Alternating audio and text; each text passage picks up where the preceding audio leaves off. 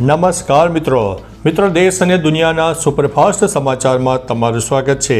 ખેડા જિલ્લામાં એસઆઈઆર કામગીરી શરૂ, 1698 બીએલઓ મેદાને ઉતર્યા છે।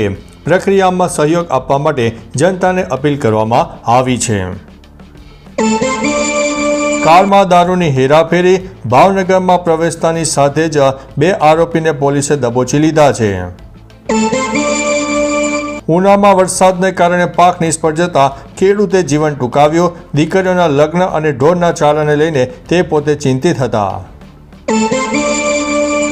સુરેન્દ્રનગરમાં પ્રદેશ ભાજપ પ્રમુખ જગદીશભાઈ વિશ્વકર્માનો પ્રવાસ, વરસાદથી પ્રભાવિત ખેડૂતોને મળી અને હિંમત અને વળતરની ખાતરી આપી છે। રાષ્ટ્રીય કક્ષાની દોડવીર યુવતીની ફરિયાદ, જુનિયર કોચ દ્વારા શારીરિક અડપલા અને ધમકી આપવામાં આવી છે। અમરેલીમાં ધારીમાં દિવાળીની રાત્રે આતંક મચાવનારા આરોપીઓની પોલીસે કરી છે ધરપકડ। ઘટના સ્થળે લાવીને તેને શિક્ષા પણ કરાવી છે। શાકભાજી વેચતા ફેરિયાને લાગી છે 11 કરોડની લોટરી, મિત્રને આપશે 1 કરોડ રૂપિયા। રણજી ટ્રોફી 2025-26 ગ્રુપ સી મેચના અંતિમ દિવસે હરિયાણાએ ગુજરાતને 4 વિકેટથી હરાવ્યું છે।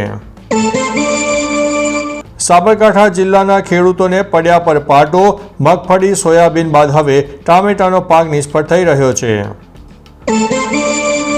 જસદણ યાર્ડમાં ખેડૂતોને પૂરતા ભાવ ન મળતા જણસીની હરાજી બંધ કરાવી, સૂત્રોચ્ચાર સાથે વિરોધ પ્રદર્શન કરવામાં આવ્યું છે।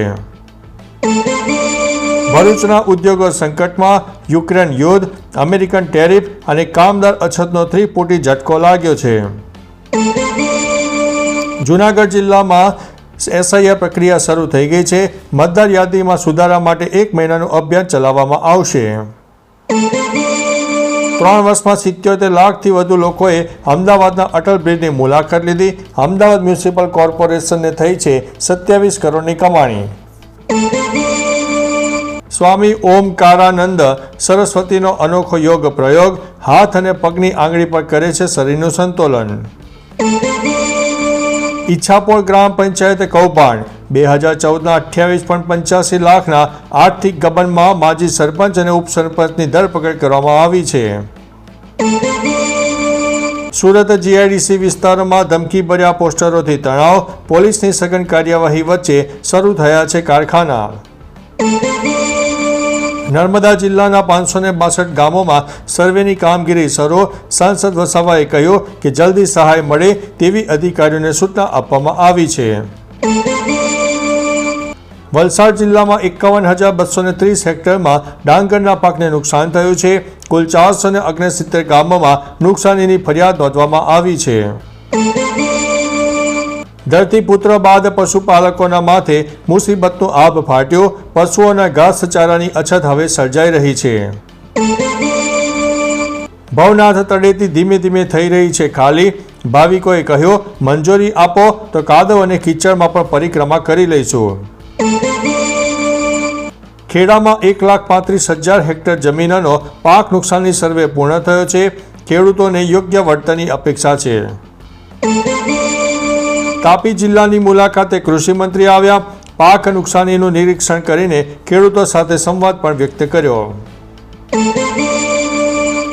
વડિયાથી ખેતી બચાવો સત્યાગ્રહ શરૂ, બગડેલા કપાસનો ટોપલો લઈને મામલતદાર કચેરીએ પહોંચ્યા હતા ખેડૂતો। અમેરિકામાં અમદાવાદની જેમ ઉડતાની સાથે જ વિમાન ક્રેશ થઈ ગયું, આગના મોટે ગોટા જોવા મળ્યા। અમદાવાદની વાત કરીએ તો પાકને નુકસાન કરોડોનું, પણ ખેડૂતોને 40,000 થી 45,000થી વધુ સહાય નહીં મળે। તેના લીધે થઈને હવે ખેડૂતોમાં અસંતોષ ફેલાશે। અમદાવાદની વાત કરીએ તો આખરે હડતાલ સમેટાઈ ગઈ છે। વ્યાજબી ભાવની દુકાનોમાં હવે માંગણીઓ સામે સરકારે ઝૂકવું પડ્યું છે। મતદાર વેરિફિકેશનની પ્રક્રિયામાં શિક્ષકો બીએલઓ તરીકે ગેરહાજર રહેશે તો ધરપકડ વોરંટ પર ઇસ્યુ કરવામાં આવશે। છત્તીસગઢમાં માલગાડી અને પેસેન્જર ટ્રેન વચ્ચે ટક્કર, 8ના થયા છે મોત, અનેક લોકો ઈજાગ્રસ્ત થયા છે। ગેસ કટરની મશીનની મદદથી મુસાફરોનું રેસ્ક્યુ કરવામાં આવ્યું છે। અમેરિકામાં મોટો આતંકી હુમલો ટળ્યો. FBI 5માંથી 2 વ્યક્તિની કરી છે ધરપકડ. હથિયારો પણ જપ્ત કરવામાં આવ્યા છે. મણિપુરમાં ઉગ્રવાદીએ આર્મી જવાનોને બનાવ્યા નિશાન. જવાબી કાર્યવાહીમાં 4 વ્યક્તિઓને ઠાર કરવામાં આવ્યા છે.